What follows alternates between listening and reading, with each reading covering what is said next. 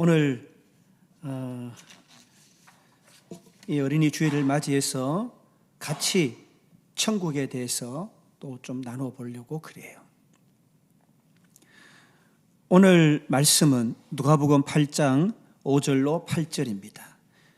씨를 뿌리는 자가 그 씨를 뿌리러 나가서 뿌릴새 들어는 길가에 떨어짐에 밟히며 공중의 새들이 먹어버렸고 들어는 바위 위에 떨어짐에 삭이 났다가 습기가 없으므로 말랐고 들어는 가시떨기 속에 떨어짐에 가시가 함께 자라서 기운을 막았고 들어는 좋은 땅에 떨어짐에 나서 100배의 결실을 하였느니라. 아멘. 이 본문으로 함께 나눌 말씀의 제목은 씨를 뿌리자입니다. 오늘의 말씀은 씨 뿌리는 비유 그리고 천국에 대해서 소개할 때 자주 등장하는 본문입니다. 이 본문의 말씀의 장소는 우리가 잘 아는 갈릴리 해변 근처다라고 성경은 기록하고 있어요.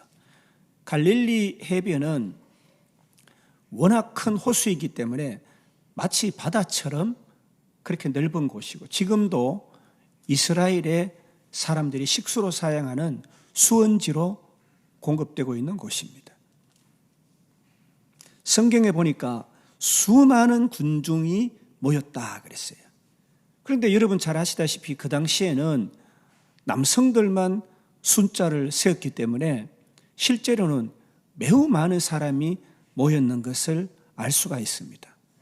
사람들은 이 해변가의 얕은 동산에 앉아 있고 예수님은 갈릴리 호수에 작은 배를 띄워서 그 배 위에서 지금 강론하고 계시는 겁니다.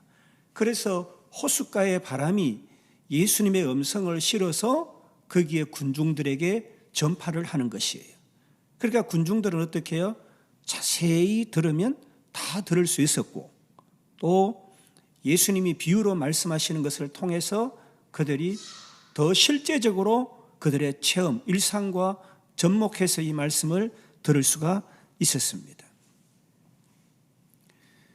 이 1세기경의 팔레스타인, 이스라엘의 농사 짓는 풍경을 살펴보면 밭들은 좁고 길게 생겼고 울타리가 없어서 그 사이에 작은 길이 둘러싸여 있었어요.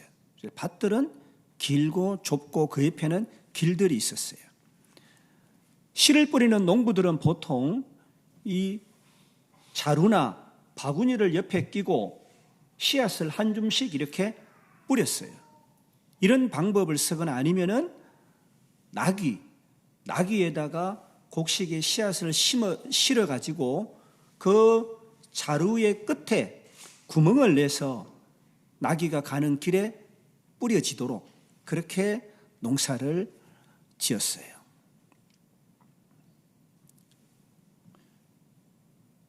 씨를 뿌리는 것도 쉬운 일이 아니에요.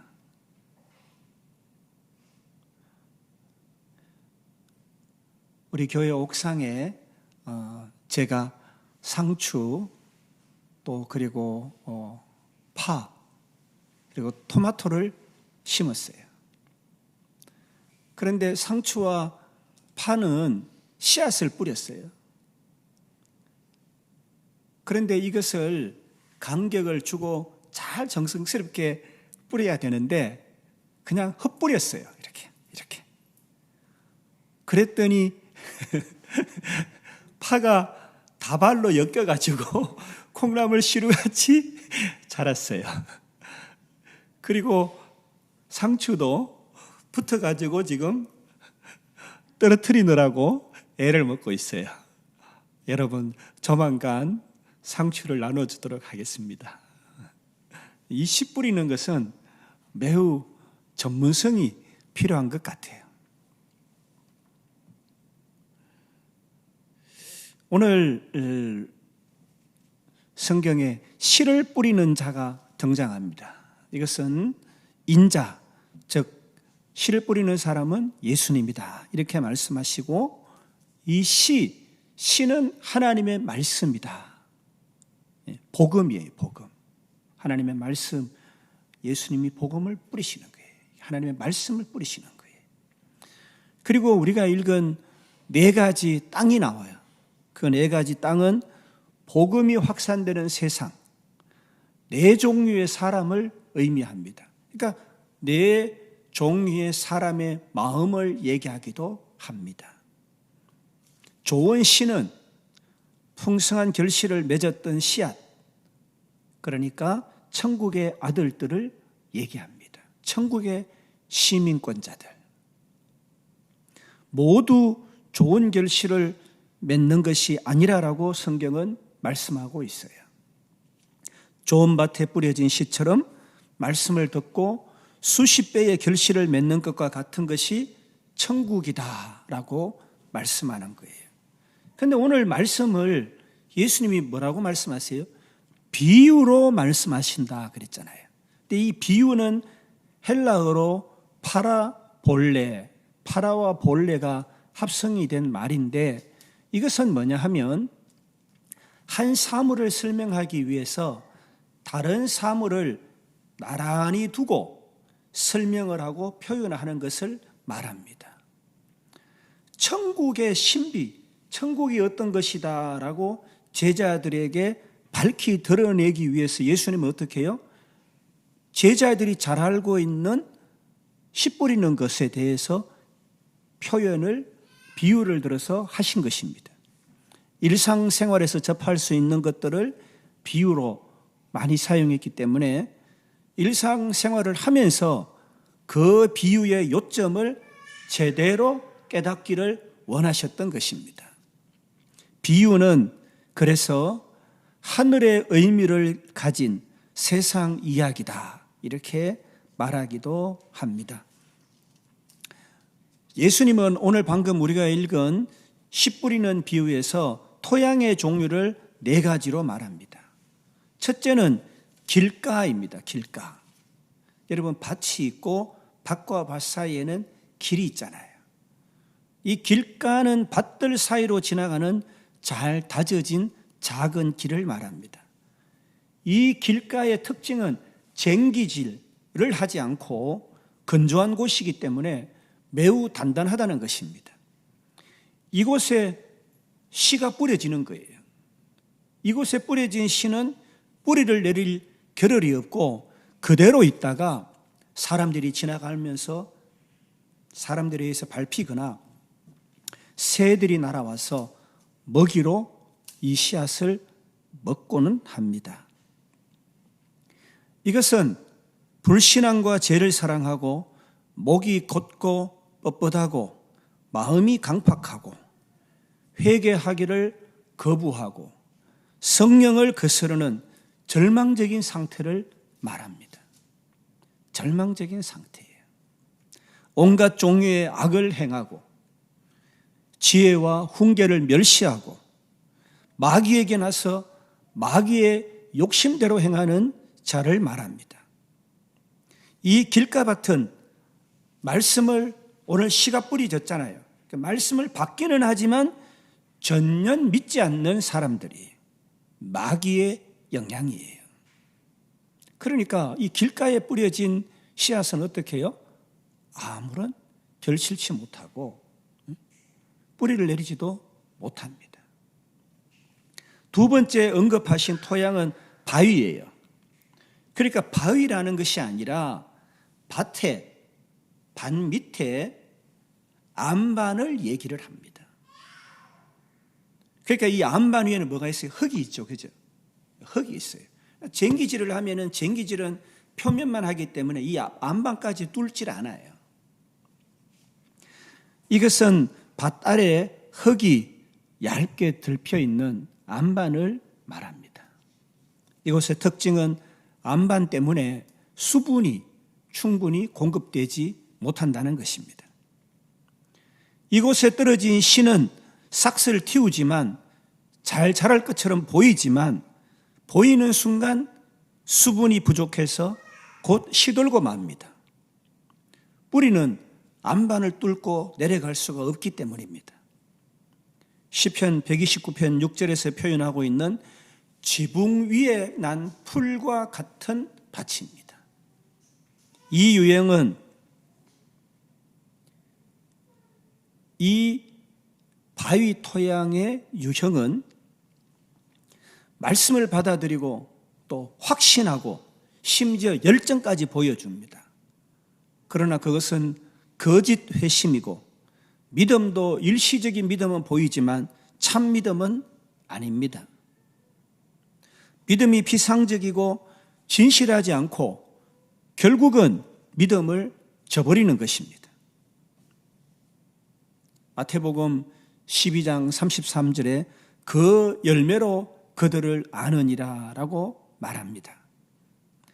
이 바위밭은 듣고 기뻐하면서 잠시 동안 믿음을 갖지만 곧 말라버리는 사람들을 말합니다. 세 번째 언급하신 토양은 가시나무와 엉겅퀴 같은 쓸모없는 잡초가 무성한 가시떨기 위입니다. 이런 잡초는 밭을 차지하기만 하고 양분을 빼앗아서 식물이 자랄 수 없게 하기 때문에 농작물에 큰 해를 끼칩니다. 잡초 사이에 떨어진 씨앗은 잘 자랄 수가 없습니다. 그래서 잡초를 뜯어내고 김을 메고 그렇게 하는 것입니다. 토양의 수분과 양분을 빨아들이고 햇빛을 가려서 유익한 식물들의 생명을 빼앗아갑니다. 이러한 유형의 밭은 세상의 것을 지나치게 좋아하거나 지나치게 얽매이는 마음을 말합니다. 야고보서 1장 8절의 말씀처럼 두 마음을 품어 정함이 없는 자이고 예수님께서도 누가복음 16장 13절에서 집 하인이 두 주인을 섬길 수 없나니 혹 이를 미워하고 저를 사랑하거나 혹 이를 중히 여기고 저를 경히 여길 것이니라. 너희가 하나님과 재물을 겸하여 섬길 수 없느니라 라고 말씀하셨습니다. 재물의 유혹에 말씀이 막혀서 결실치 못한다라고 말씀합니다. 야고보서 4장 4절에 그런즉 누구든지 세상과 벗이 되고자 하는 자는 스스로 하나님과 원수가 되는 것이니라. 그래서 요한일서 2장 15절 말씀에도 이 세상이나 세상에 있는 것들을 사랑하지 말라. 누구든지 세상을 사랑하면 아버지의 사랑이 그 안에 있지 아니하고 라고 말씀합니다. 이 토양은 이 가시떨기 밭의 이 토양은 인생의 근심, 재물, 향락에 마음을 쏟는 자들입니다. 사랑하는 여러분, 물질적인 부가 무조건 나쁘다는 것이 아닙니다. 우리가 착각을 하면 안 돼요. 우선순위를 혼동하지 말라는 거예요. 물질 때문에 사람을 죽여도 된다. 물질 때문에 사람을 핍박하고 괴롭혀도 된다. 그러면 안 되잖아요. 그런 것을 말씀하시는 거예요. 혼돈하면 안 돼요. 우선순위를요. 물질은 하나님이 주신 선물, 축복이라고 여기고 감사하게 받아 누리면 되는 것입니다. 가시떨기 밭은 씨를 받죠. 말씀을 들어서 믿지만 결코 성숙하지 못하는 사람들입니다. 여러분, 길가, 바위, 가시떨기 이 세 가지 토양, 이 세 가지 토양의 공통적인 특징은 뭐예요?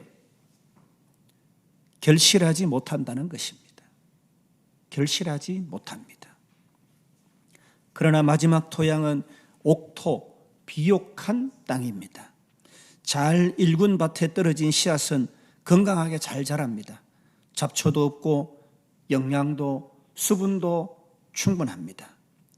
열매를 맺기 위한 모든 면에서 잘 준비가 되어 있어서 씨앗들은 풍성한 열매를 맺습니다. 마태복음 13장 8절과 마가복음 4장 8절은 좋은 땅에 떨어진 씨앗이 30배, 60배, 100배의 결실을 맺는다고 말씀하시고, 오늘 우리가 읽은 성경 누가복음 8장 8절은 100배의 결실을 한다고 기록하고 있습니다. 누가복음 8장 15절에서는 이 토양은 착하고 좋은 마음으로 말씀을 듣고 지키고 인내로 결실하는 자다, 이렇게 말씀하는 거예요. 말씀을 듣고 지키고 인내로 결실하는 자다라고 말씀하고 있습니다. 진리를 굳게 붙잡고, 진리의 말씀을 굳게 붙잡고 인내한다는 것을 의미하는데, 인내한다라는 말은 그리스도를 믿는 참된 구원신앙을 지녔다는 믿음의 표징입니다. 표현입니다. 구원신앙을 가진 사람들의 특성입니다. 그 사람들은 진리의 말씀으로 인해서 인내를 하는 것이에요. 이 옥토, 좋은 땅에 뿌려진 불의의 사람들은 말씀을 듣고 그 말씀을 간직하고 그리고 풍성한 열매를 맺는 사람들입니다. 열매는 어떤 열매일까요? 열매는 신의 성품, 성령의 열매를 말합니다. 말씀을 잘 듣고 지키고 인내한 사람들은 사랑과 희락과 화평과 오래 참음과 자비와 양성과 충성과 온유와 절제의 성령의 열매를 풍성히 맺습니다. 하나님의 말씀을 잘 듣고 내 마음이 옥토가 되어서 그 말씀을 잘 받고 그리고 지키고 그 말씀 생활을 인내로서 잘 감당하는 사람들은 사랑이 풍성한 거예요. 희락이 풍성한 거예요.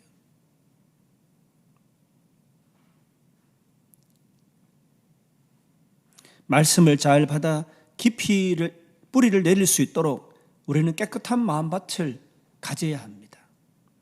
깨끗한 마음은 예레미야 4장 3절 말씀처럼 너희 묵은 땅을 갈고 가시덤불에 파종하지 말라는 말씀처럼 묵은 땅을 기경해야 됩니다. 갈아야 합니다. 로마서 8장 7절로 8절 말씀처럼 육신의 생각은 하나님과 원수가 되나니 이는 하나님의 법에 굴복하지 아니할 뿐 아니라 할 수도 없음이라. 육신에 있는 자들은 하나님을 기쁘시게 할 수 없느니라. 육신에 있지 않고 영에 있도록 육신에 있는 것들을 기경해야 합니다.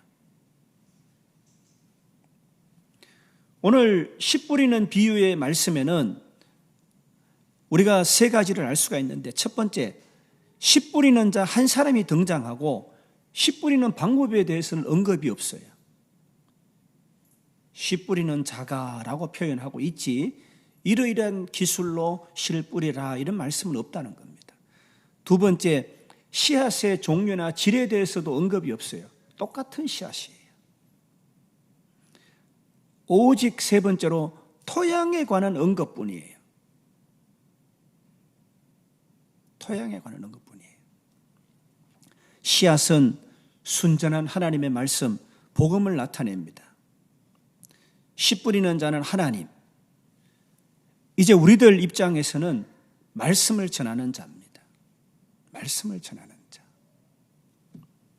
밭은 복음이 심겨져야 할 세상, 인간의 마음을 의미합니다. 하나님의 말씀이 뿌리를 내려야 할 곳입니다. 씨 뿌리는 비유에서 사실적으로 나타나는 명제는 첫 번째, 복음은 모두에게 뿌려졌다는 것입니다. 복음은 모두에게 똑같이 뿌려졌다는 것입니다. 천국 말씀은 누구에게나 똑같이 뿌려져야 합니다. 두 번째, 밭의 종류에 따라 씨가 다르게 받아들여진다는 것입니다. 말씀이 모든 사람에게 선포되었다고 모든 사람이 잘 받아들이는 게 아니라는 것입니다. 세 번째로, 좋은 땅에 심겨진 씨는 100배의 결실을 맺는다는 것입니다. 예수 그리스도를 잘 받아들이면 기적과 능력의 삶, 예수님과 함께하는 천국의 삶을 실제로 경험하게 된다는 말씀입니다. 이제 말씀을 정리합니다. 오늘 씨 뿌리는 비유의 초점은 무엇일까요? 예수님이 비유로 말씀하시는 가장 강조하시는 주안점은 무엇일까요? 좋은 밭에 뿌려지는 씨처럼 좋은 마음밭을 가진 사람을 찾아다니며 복음을 전하라는 것인가요? 아니면 우리 스스로 좋은 밭이 되라는 말씀인가요? 아니면 씨를 뿌리는 자처럼 복음을 전하는 자들을 격려하라는 것인가요? 오늘 비유를 들어서 말씀하시는 말씀의 초점이 무엇인가요? 오늘 말씀의 초점은 씨를 뿌리는 자가 가져야 할 태도를 말씀합니다.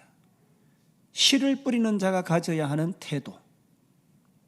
씨 뿌리는 자가 어떻게 하였기에 뿌려진 씨앗이 자라서 좋은 열매를 수십 배씩 거둘 수 있는지를 가르치고 있습니다. 씨 뿌리는 자의 자세, 그러니까 전도자의 자세를 말씀하시는 겁니다. 사랑하는 여러분, 우리는 씨 뿌리는 자인 우리들은 씨를 받는 그 밭을 옥토로 만들어야 합니다.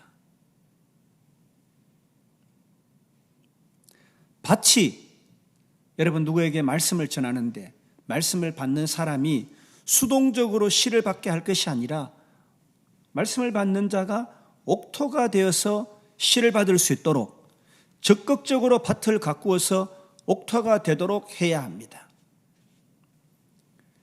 어떻게 해야 하면은 옥토로 만들 수 있을까요? 여러분, 사람을 사랑하는 마음을 가지고 이 씨를 뿌려야 됩니다. 시간도 들여야 되고요, 물질도 들여야 되고요, 노력도 들여야 됩니다.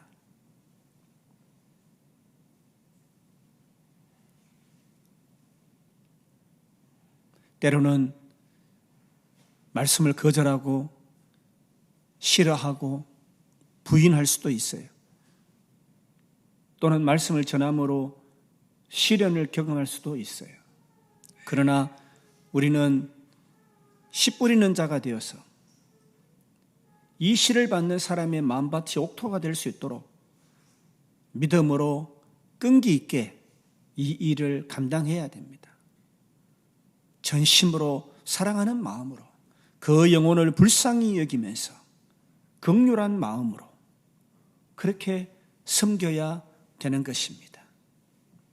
우리는 또 씨 뿌리는 일에 집중을 해야 합니다. 진정한 전도자는 꽃을 피우는 자가 아니라 씨를 뿌리는 자입니다.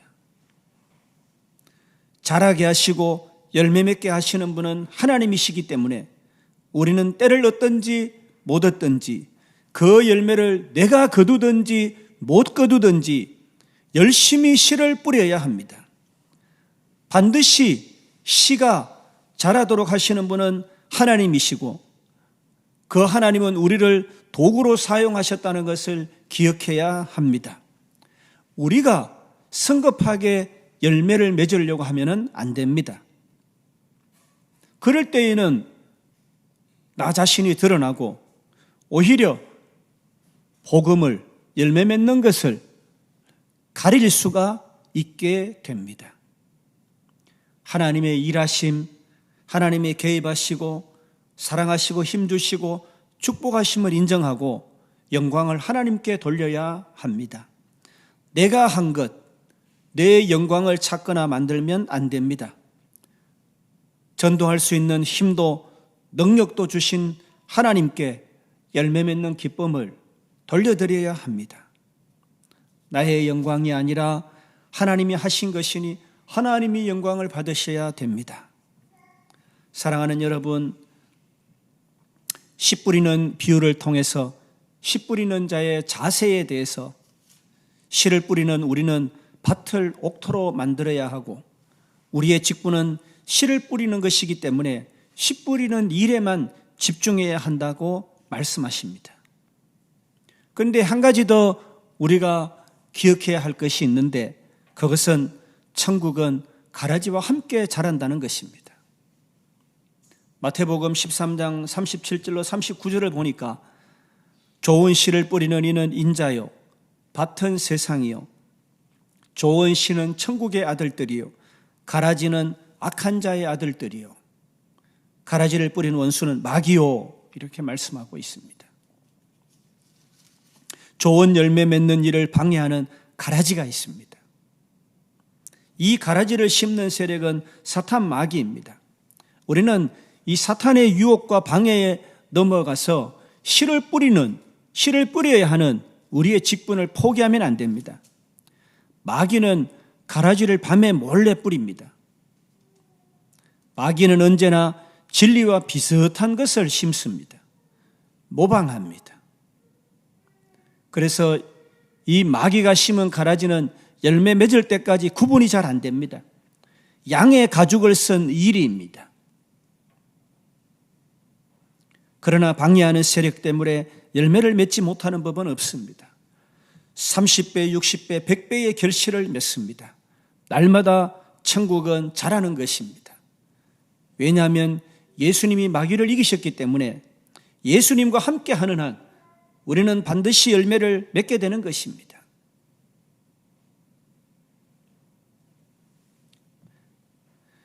게오르게 뮬러 목사님의 이야기를 소개하면서 이제 말씀을 맺고자 합니다. 기도의 성자 뮬러 목사님에게는 평생 기도 소원이 있었는데 그것은 친한 친구 5명의 구원이었습니다. 목사님의 기도로 3명은 믿음을 가졌어요. 회심하고 예수님을 영접했어요. 그러나 목사님이 나이가 들어서 더 이상 설교를 할 수 없을 때에 지방에 있는 한 교회에서 고별 설교를 하게 됩니다. 그때 목사님은 이 믿지 않는 2 친구를 초청했고 이 마지막 고별 예배를 통해서 남았던 2명 중에 1명은 예수님을 영접합니다. 안타깝게도 밀러 목사님이 1명을 구원치 못하고 1명의 그 친구를 구원치 못하고 돌아가십니다. 남은 이 친구는 밀러 목사님의 소식을 듣고 사망의 소식과 함께 밀러 목사님이 자신을 위해서 52년간 끈질기게 기도했다는 얘기를 듣습니다. 52년간 친구 목사님이 나를 위해서, 나의 구원을 위해서 기도했다는 얘기를 듣고 이 친구는 예수님을 영접하게 됩니다. 그리고 이 친구는 영접한 이후에 전국을 순회하면서 내가 뮬러 목사님의 최후의 기도 응답이다, 이렇게 간증을 했다고 합니다. 사랑하는 여러분, 전적으로 부패한 우리에게 예정을 입히시고 우리를 구원해 주시고 성령을 의지해서 날마다 마음밭을 기경하고 복음의 씨앗이 뿌리를 박으며 깊이를 더해가고 성령의 열매를 맺는 천국의 시민이 된 것, 천국 백성이 된 것을 생각할 때 얼마나 기쁘고 감사한지 모릅니다. 우리가 받은 이 복음의 씨앗을 이제 우리도 나가서 열심히 뿌려야 합니다. 옥토에 심겨지도록 최선으로 섬기고 사랑하고 말씀을 전하고 기도해야 합니다. 그래서 세상 모든 사람들이 우리가 누리고 있는 이 풍성한 천국의 열매를 맛보며 살도록 우리가 복음의 통로, 축복의 통로, 하나님의 도구가 되어야 합니다. 시간이 없습니다. 우리가 아는 것처럼 너무도 악하고 거스르는 세대 가운데 우리가 살고 있잖아요. 특별히 오늘 5월 가정의 달을 맞이하면서 사랑하는 가정들마다 특별히 다음 세대를 바라보면서 방황하는 이 다음 세대에게 우리가 복음을 들고 열심히 씨를 뿌려야 합니다. 그들이 회심해서 예수 그리스도를 영접하도록 복음의 씨를, 복음의 이 씨앗을 뿌려야 되는 것입니다. 이런 막중한 시대적 소임에 쓰임받는 저와 여러분 모두 다 되시기를 주님의 이름으로 축복합니다. 기도하겠습니다. 하나님 아버지 감사합니다. 우리에게 복음을 심겨주시고 천국이 우리 안에서 자라고 있음을 감사합니다. 우리 안에서 뿌리를 내리고 100배의 결실같이 좋은 열매를 맺는 것을 인하여 감사합니다. 때로는 온갖 유혹과 마귀의 공작이 있지만 우리에게 허락하신 것처럼 우리도 복음을 들고 전도자의 자세를 견지하며 사랑으로 복음을 잘 전하게 하셔서 온 세상이 그리스도의 날 복음으로 충만케 하옵소서. 감사드리옵고 예수님의 이름으로 기도합니다. 아멘.